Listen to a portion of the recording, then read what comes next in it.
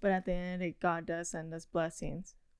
Like, what if God sends us a kid because he's going to use that baby to heal us in a sense? Because I feel like children are healing.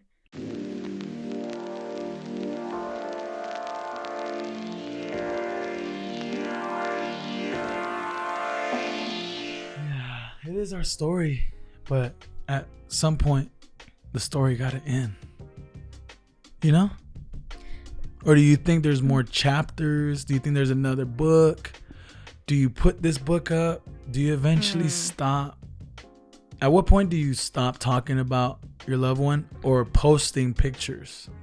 Okay, those are really good questions that I've recently thought about myself. Yeah, because you don't want to seem like you're sad all the time either. No, and I feel as if people label us as sadness gotta go type of thing. Just elaborate, or in one way. What do you mean? Okay, recently, because I'm sure there's been other occasions, but this is the one that comes up to my head. Recently there was a person who is very close to me. We were just speaking life into each other, kind of like saying like a prayer in a way. And I was like, oh, speak life into you. Da, da, da, da. You were there. And the person was like, oh, in Jesus' name, sadness has to go. And she said other things along with this. She was also speaking life into us. But the thing that stood out to me most is sadness gotta go in Jesus' name, like no more sadness. And I don't know why that's the only thing that stood out to me from that prayer. Do you think you're sad? Oh, I mean, I think because on the outside it could be looked as I'm sad all the time. That stood out to you because that's what hurts. Sad. Well, I can see. We want to speak from both sides. We want to be smart. Right. We want to be at the end of all this, just bring in some light and just help people. Yes. Yeah, totally agree. I mean, I don't think I am a sad person in general. Even before grief, I've always had a spirit of joy all the time in school, as a teenager. I've always been a happy person.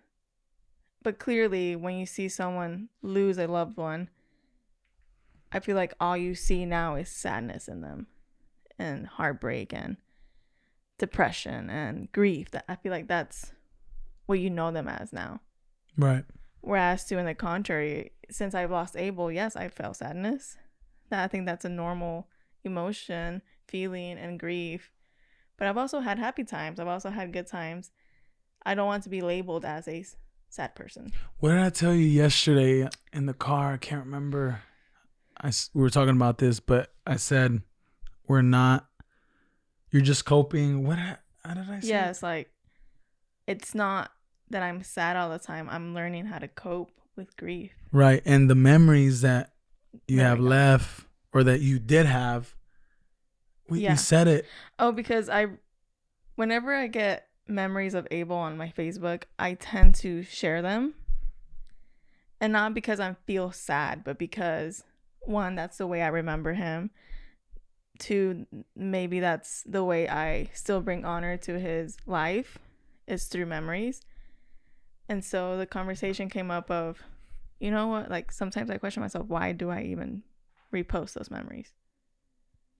Right? And you were saying something about, well, and those are the only memories you have to share. Yes, and I feel like to people, I don't know if you guys have also experienced this, like sharing memories, talking about them, maybe still having their closet full of clothes, or still having their shoes, still having, little knickknacks that they might have loved. And maybe you've gotten a response of, you need to let them go, type of thing. And it's like, well, I think we have let our loved ones go, truly, to like the most ultimate level of they're no longer with me. I had to let them go. Oh, yeah. I mean, we had no choice. Right. But I think, yeah, I mean, if I can say every day of my life, I don't walk around sad. Mm-hmm. I don't walk around just like moping. Yeah, just depressed, or right. I believe that all those things are real, but I could say I feel no depression as of right now in my life. Right.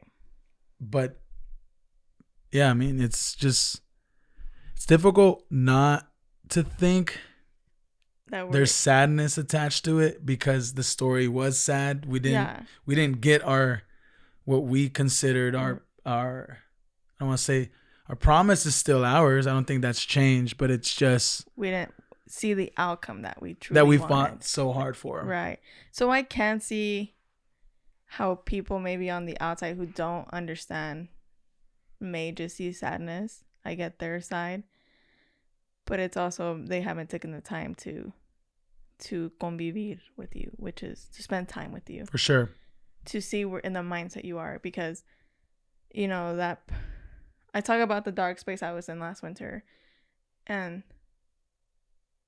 I did get a lot of support from people who were meant to support me, and sadly a lot of those people were not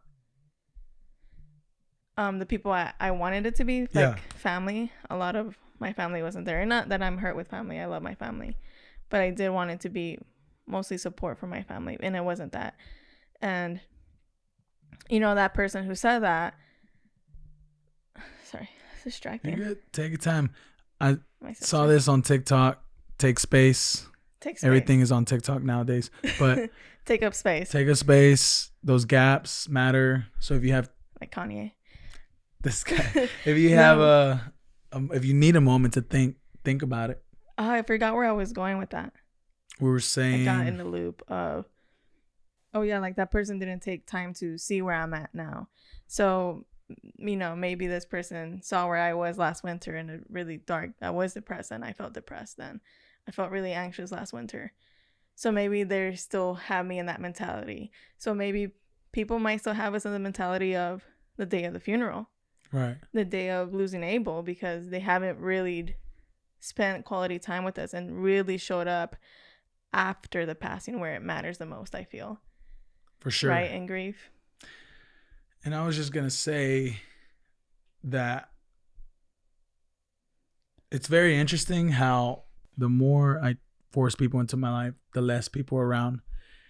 And the less I thought about it and the more I just focused, the more people showed up around my life. And now some of the people that have walked into our lives, it's just amazing to see what God can still do in the midst of your fog, in the midst of whatever. Like it just came so organically that God was like, I hear you. I know you're looking for a community, for a village, but just focus on me right now. I got you. Don't worry. And I still don't have it fully.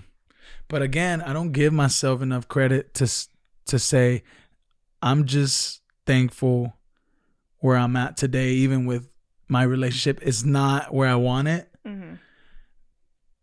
But you don't celebrate those steps. I'm too hard on myself. You really are. Very hard. Yeah.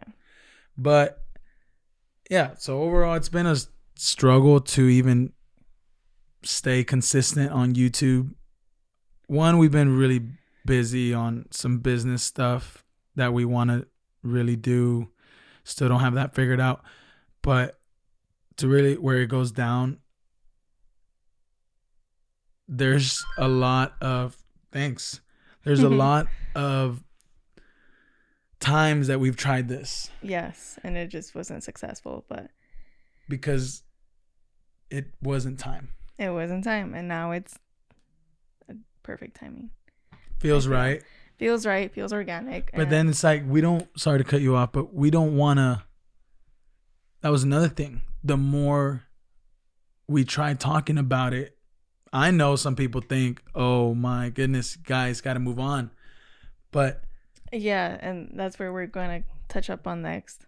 Go ahead. Yeah. No, you. No, I think. Is that what you were saying? It's like, no, you. No. No, you. Your turn. No, you. Only me and you would understand that. Yeah, only don't laugh at. You're probably not even laughing. It's fine. But what was it? What did I just say? Like, oh my gosh, like move on, guys. Yeah. Well, a lot of those doubts and what's your goal on, or what are you trying to? Because it can be it can be looked as you're still in it because we're still talking about it. Mm-hmm. Well, I mean, what do you think about that? About people saying, Well, I don't care about have what to people move think on. anymore, but What's just my more goal of for like, this? I feel that as of lately, I've had maybe 2 or 3 people tell me it's time to let go of Abel. You need to let him go so he could rest. And I mean, those can sound insensitive. You know, if you guys have ever heard that, let us know down in the comments. And initially, it made me feel like, one, I feel like I've already let go of him. what do you mean? Yeah, like I need to let him go now. that statement confuses me because I feel with all of my mom strength and all of my mom heart and soul, I've let him go. We did something very difficult, doesn't even describe the word of what we did. And so I really don't know what people mean by that.